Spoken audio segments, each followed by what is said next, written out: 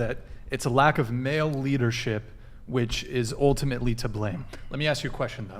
I'd say a lack of male discipline. Okay. Well, it's men's inability to say no to things that make them feel good in the moment. Such as casual sex? Yeah, promiscuous sex. One of the biggest problems I have with the red pill community is this hand waving of male promiscuity. It's this admonishment of female promiscuity and then hand waving of male promiscuity. It's equally as bad. Let's be honest. It's terrible. Well, I think the difference is that there are more promiscuous. Jesus, people need to fix their brakes. Okay. It's a bus. Okay. The thing is, though, as far as like the hand waving of male promiscuity, I agree with you. Like, I don't think male promiscuity is a good thing. I'm someone who believes like in the value of relationships. The thing is, though, is that I think there are more promiscuous women than there are promiscuous men. An average woman and below average woman, if she was so inclined to be promiscuous, could do so very easily. I'm not so you could say the same thing about a below average man. This is what I would say. I would include pornographic addiction in male promiscuity. Is that fair? Do you think that's true? Well, I mean, because those men are being fulfilled and satiated in just the same way, and as a result of that pornographic addiction, and they're watching porn every single day, sometimes multiple times a day, they're opting out of pursuing real life women and bettering themselves in the pursuit of pursuing real life women. Sure. They're totally comfortable with that dopamine drip of pornographic content. I would put that under the umbrella of male promiscuity. Well, it's a little bit shifting the goalposts, but I kind of see where you're going with that. The outcome is like effectively the same, though, right? Sort of the form is different, but the outcome is the same. Men are opting out of traditional relationships. But okay, if we're talking about specifically the term promiscuity, that's strictly related to sexual encounters. If you want to make that into an umbrella term that includes male consuming pornography, let's replace it with like profane or perverse sexual conduct or something. I think the porn thing's a separate issue. If we're speaking strictly about promiscuity, you could actually make you can very well make the argument that men consuming porn could very well be taking themselves out of the sexual marketplace because they're fulfilling their needs, their sexual needs through porn, although there are certainly men who watch porn and still engage in casual sex or watch porn or who are in relationships with women. So, but there's probably a good amount of men who consume porn and that fulfills their need or stifles their need to pursue actual sex with women.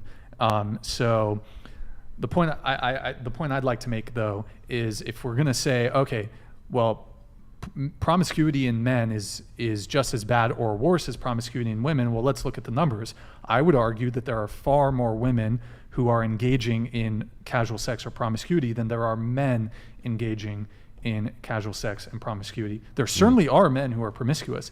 However, there are more women who are capable of, it's very easy to be promiscuous as a woman. No doubt, yeah. It's much harder to be, if you're a real like attractive guy or you've got charisma or you've got some status, you've got some money. Do you have statistics on this, or is this just something that you think? It's self-evident. Can I ask you a question? Hold on, let me just address her point. And then I want to say, let me just address her thing. Go ahead.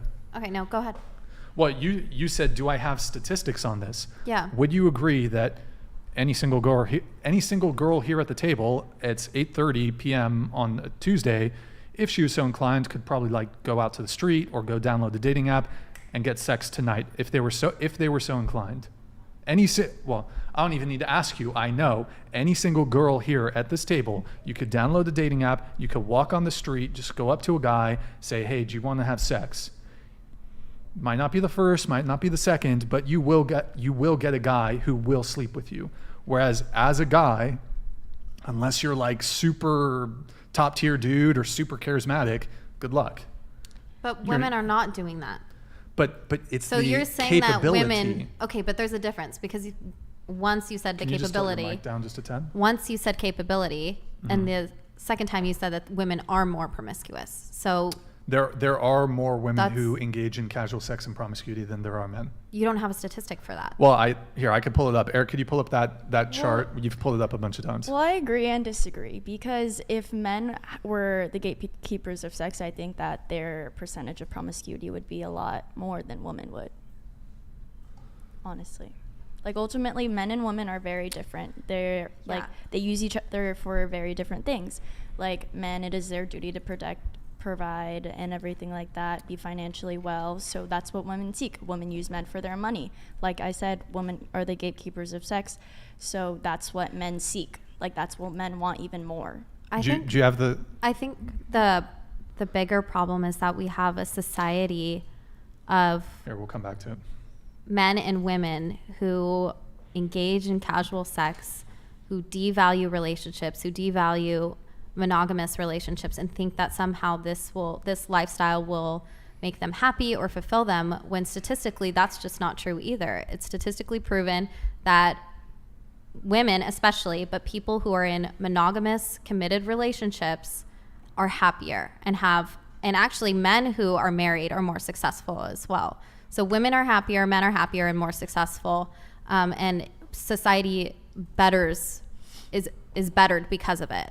And we, as women, I don't know how you feel, but we've been told this lie that somehow engaging in casual sex or allowing ourselves to be objectified, or whatever terminology we want to use, and I want to be sensitive about it, is somehow empowering.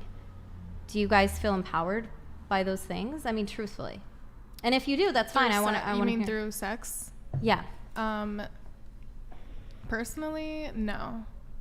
I've always been. I mean, this is weird for me to say, but on the more conservative side. So, I mean, no. What do you think that you want out of relationships, or a relationship? Emotional security. Just someone to share and grow with. A strong leader. Obviously, someone to show me how to do things. I feel like most women feel the same way. Is that not true?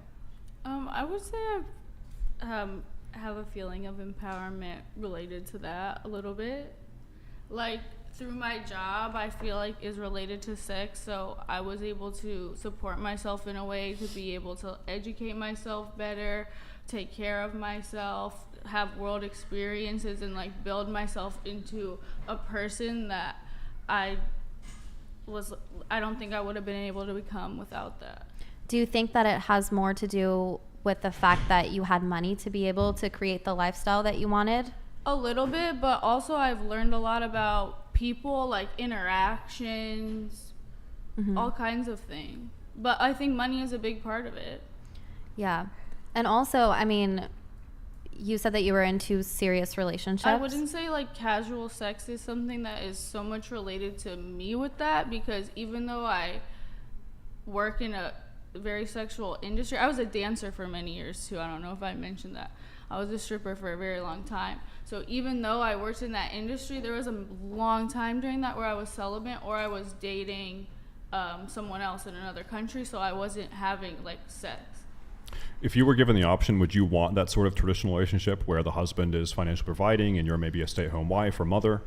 I wouldn't like to say financially providing, but everything else, like I like a partnership. Like love is something that is very important to me. I like a monogamous relationship with someone. I understand a lot about relationships. I know what I'm willing to give and like ready to give to someone. I'm a very nurturing person, but so you wouldn't I would want like to be, share that with somebody. You wouldn't want to be financially dependent on a man? No. Okay. I would like to have someone who contributes with me, and if you have more success than that, that's great. But I would never want to be financially dependent on a man. I've always been like very financially dependent on myself, and I can't imagine not having that. Like, what if something happened, you know? Of course, you don't want to think that, but... Yeah. Would you expect to be able to continue doing sort of sexual content whilst also being married or becoming a mother? It depends. Like, if someone was requesting that I stop doing that and they were able to, like, provide for me to replace that, I would consider it.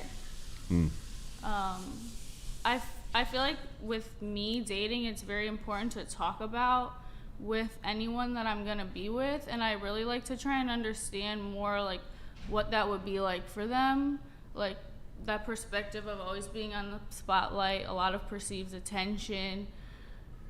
So I feel like also with dating someone like that, Alvinson donated someone dating me, $100. One second. Happiness is an inappropriate metric for marriage statistics because it is an emotional state of mind.